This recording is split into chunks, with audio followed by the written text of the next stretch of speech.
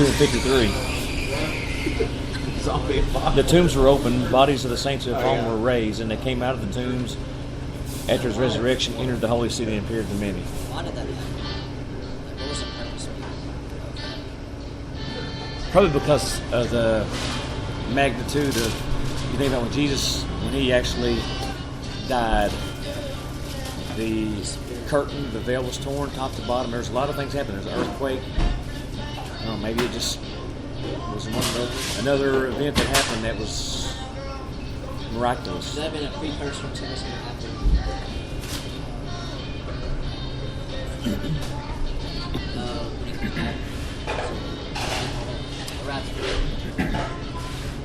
His bodies will be raised. There's just a lot of things that we're just not going to understand. So the cool thing is the curtain it tore, which is pretty symbolic of the direct relationship we have now with, we don't need the high priest because Jesus is the high priest. We don't need the Holy of Holies, we are the Holy of Holies. Just saying.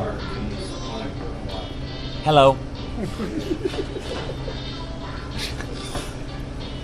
Is this thing on? Hello.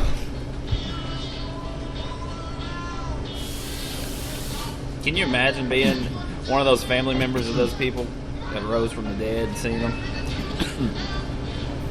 And obviously it points to God's glory, but I'm pretty sure I'd be barricading the door and not knowing what's going on.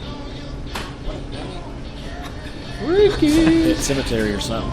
And they might have, they could have just been there for 30 days or 40 days or whatever it was till Jesus ascended, or they might have lived another 10 years. Depends on how they died, I guess. Will they come back, zombified, or will they come back glorified? I love it. That's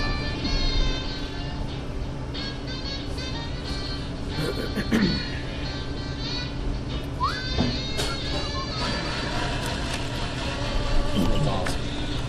Well, what directly relates to all of this is 4.4. Funny how it all ties in hand. The Exodus and the redemption. Pretty. I thought it was a pretty neat chapter. I think how he looks at a lot of this stuff and what he draws from it is pretty awesome.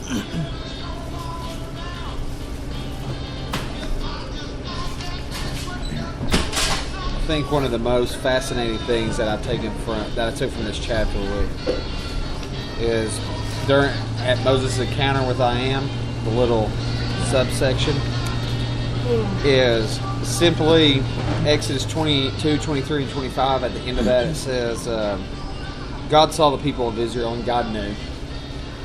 It doesn't have to be what God knew. God just knew. He knew what was on their hearts. And though the situation seemed entirely hopeless, God saw his people and he just knew.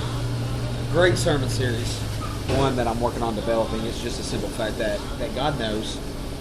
God knows what. God knows your needs. God knows your suffering. God knows every aspect of your life. And the fact of the matter is a lot of times we just need to trust him because he knows.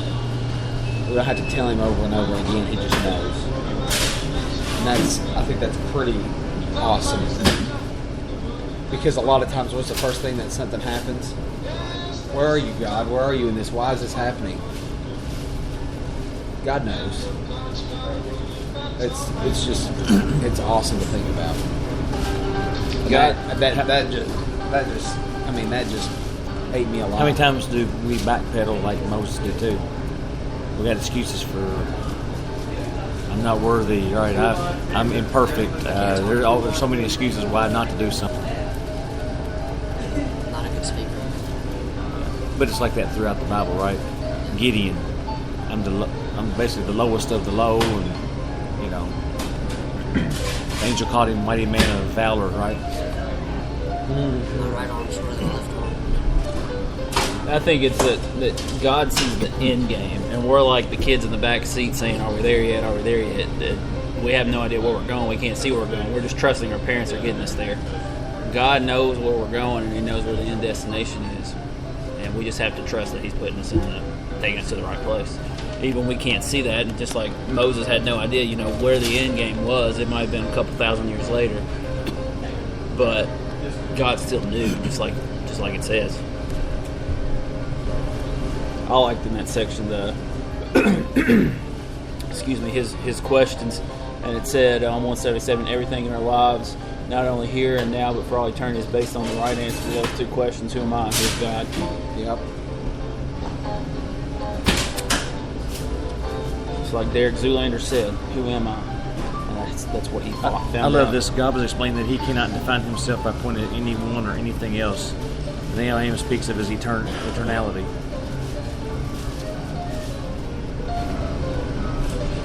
Why is this happening? Because God is I am. I am what? I am everything. Yes, I am what you need at this moment in life, and how often we fail to trust Him to be that I am. Yet God knows. This is a statement of absolute being, absolute power, absolute importance. It's awesome. Yo soy. I think that's in Spanish. Yo soy. I am. For our Spanish listeners.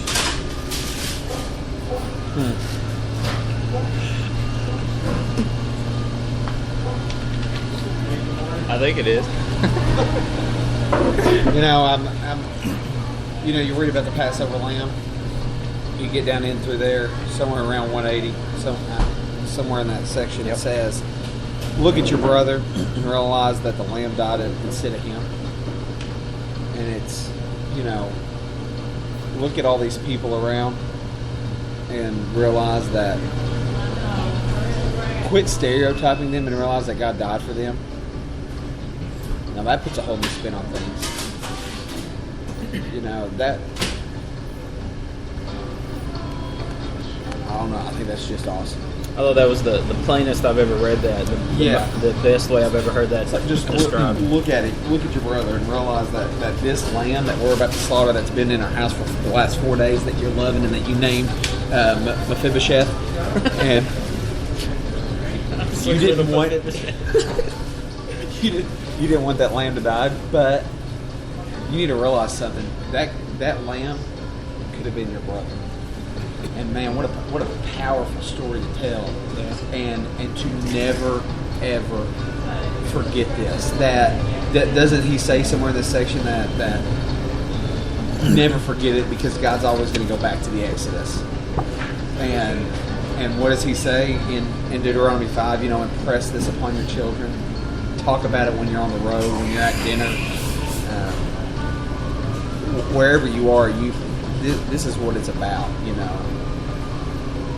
It's about loving God and a loving God. So pretty powerful. And they didn't. I don't know how much freedom they had to even worship under the oppression they had, but I don't get the feeling that they had a lot of sacrificing going on. So imagine how bizarre it was for God to say, "This is what you got to do: go and kill a lamb and rub its blood on your doorpost." They're probably thinking, "What? Why would I go and kill a lamb and rub its blood on my doorpost? There's not like a pill I can take or something?" That seems like an odd. Well, to be honest with you, if you think about it, this is the first time the sacrificial system it's not even set up. The only thing that is the prelude to this is when Abraham was going to sacrifice his own son, and God provided the ram. That was the first official. That was like the first sacrifice. But the system didn't come in place until then. This was the actual Passover, And the lamb. they were probably so accustomed to being in slavery, they didn't have any of the, like you said, the sacrificial rituals they were doing. And they were enslaved for probably a couple hundred years, 400 right? years. 400 years. So you can imagine. Yeah, probably not too many I don't know how the Egyptian stories passed stuff. down and passed down and passed down about. Yeah, all they had was Egyptian religion, exactly. And I'm thinking they did like burning your babies at the altar and that kind of crazy stuff. So this was the first time the sacrificial thing was going on. It ended with Jesus. Right. Mm-hmm. Yeah, I mean, just the looking to it, what we just read in Matthew 27, just right after that, after the looking, the brother says they escaped God's judgment simply because they trusted the sacrifice provided by God. That's what we So, question is, if we have to ask ourselves, which we can talk a little bit more after this is done, but what's the practical application of this? What's the solution to this?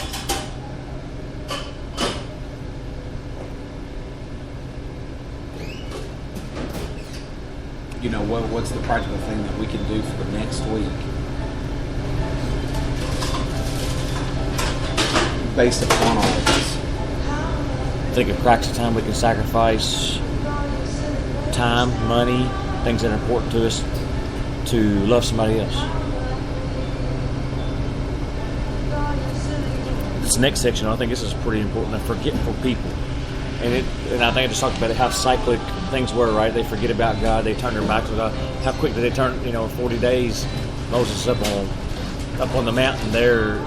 Less than 40 days, they already were making golden calves and bowing down to the calf. So the thing I like this here on page 184 it says, but before we become too critical of the Israelites, let's look at our own lives. Yeah. So, how quick are we to sin or being neutral? Can we really be neutral?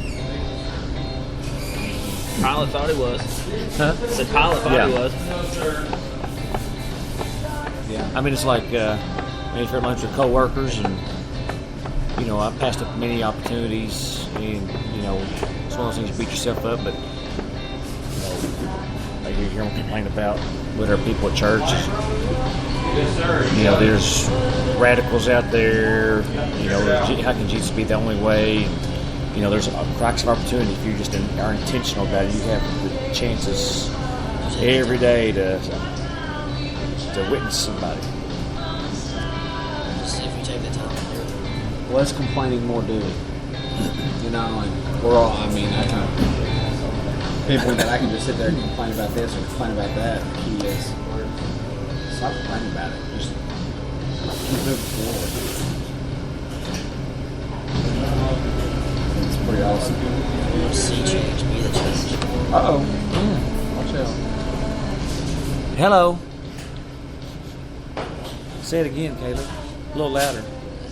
Say it again. Come on. We want to see the change, be the change. There you go. I think I was reading 3.3. Was I on the right section? Yeah. Oh, yeah. With the way I was reading that chapter. But yeah, I just, the question, I guess the challenge this week is to look at our own lives internally, and let's just try to count the number of times we almost catch ourselves complaining or complaining.